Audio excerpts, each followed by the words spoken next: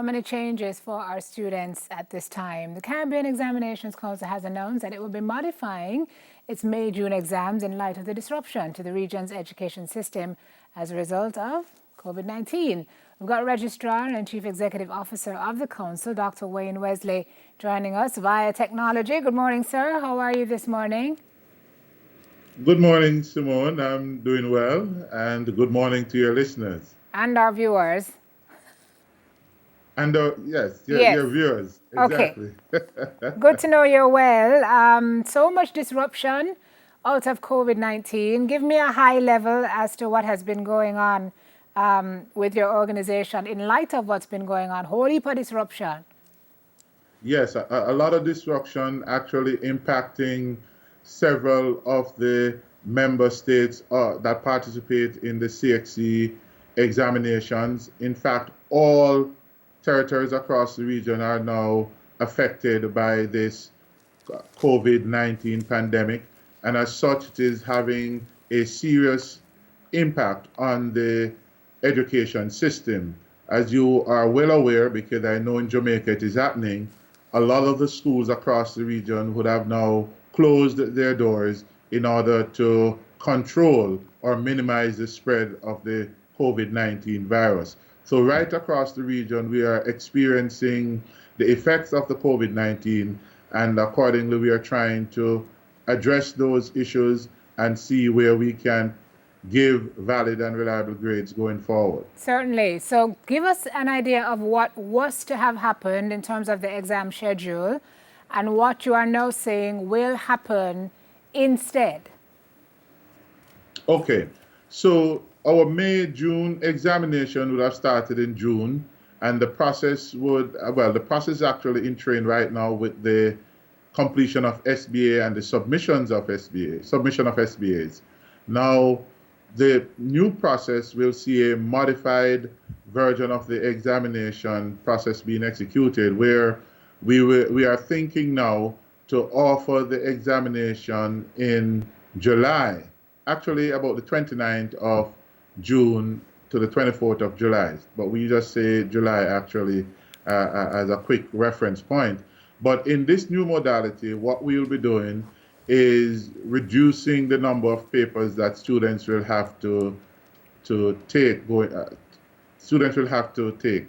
Now, can I ask you about the thinking behind that? You're reducing the number of papers. Why? Okay, so we had to balance several factors here. We have to balance the start of the new academic year. We have to balance the speed at which we will be able to process the results. We have to take into account the current disruption in the school system, as well as the need of the current cohort of students to seek higher education or access to employment. Gotcha. Okay, so you're trying to mitigate, put something in place that takes all those things into consideration. So you say you're looking at the end of June into July, and you're actually administering via the technology. You're testing out an e-testing modality. Tell me a little bit more about that, please.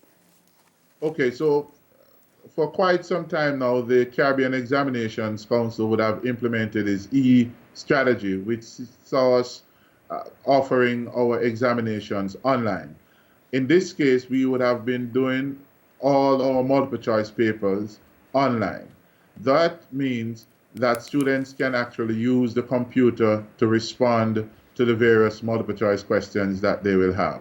This presents the most efficient way right now to execute on our examinations going forward. One must understand that digital transformation is actually a critical component in any resilience strategy that one would want to put forward. And knowing how prone the region is to disasters, hurricane, and other things, the e-strategy and the digital transformation of our assessments is one way of improving the resilience of the region. Right. So how sure are we that all is set for that? Because how many students are we looking at any one time who would be participating in these exams? All right. So we have a total of about 150,000 students across the region writing multiple subjects. The very the ones that would be the largest for us would have been mathematics and English Okay. because both subjects are done by all students or Right. should be done by all students. Right. In those cases where we have large groups, what we tend to do is to schedule various sessions for the administration of those examinations. And those sessions, one of the critical thing to do with those sessions is to ensure that those who have sat the exam earlier would have been quarantined so that the other cohort of students can sit their examinations. Okay, and in terms of getting familiar with the technology, will the students have sessions before to run them up the curve to be able to interface well and know exactly what they're doing? Yes, we do currently have our CXC Learning Hub, on which we do have online multiple choice practice questions where students can go and acquaint themselves with the kind of skills that they will have to use in responding to the question. But for most students who would have been interacting with any kind of online learning platform would have been exposed to the skills required for them to answer the multiple choice questions. Okay, so you're saying the technology is ready, digital transformation has been in train, so you should be fine once you sit these exams. What are the implications for turnaround time and advising students of grades? Certainly, with the use of technology, the turnaround time will be very quick because it makes for automation in marking and quickly processing of results.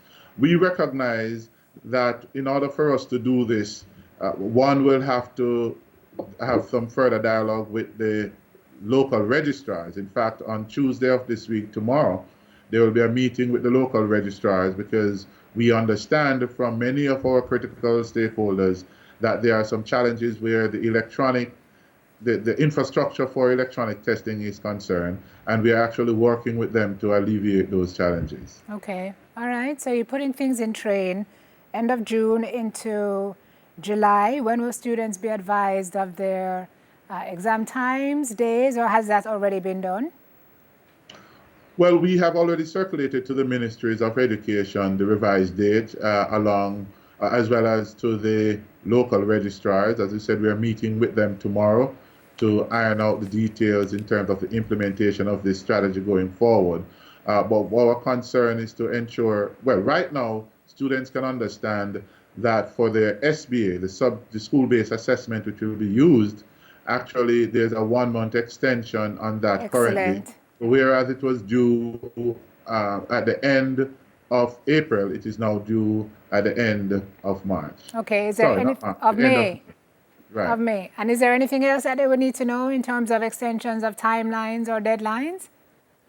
Well, one of the things is that our proposed time for July administration is still subject to what is happening with the current COVID-19 pandemic, as well as to the respective national protocols across the region. Right. There are several things happening, and if that should continue to impact the region the way it has been, then there will be changes as we go along. So things are still fluid, but we wanted to give a certain level of certainty within an uncertain situation as to how the exams will be administered. Certainly, if the situation prevails come July, then we'll look at August. Right. And if it prevails, we might look at September. Gotcha. But there's a point at which the administration of examinations would no longer be viable. And in those circumstances, we will have to consider other options, or even to the option where exams will have to be rescheduled for next year, starting with the January sitting. Wow, so But much all to process. consideration being given depending on what obtains with COVID-19. Gotcha. It is truly impacting the region, and we have to respond to those challenges. We hear you. Thank you very much, sir. Giving certainty in a time of uncertainty. It's rough. Thank you very much, Dr. Wesley. We appreciate all the information you've been able to pass on this morning. If folks have questions, where do they go? Further questions?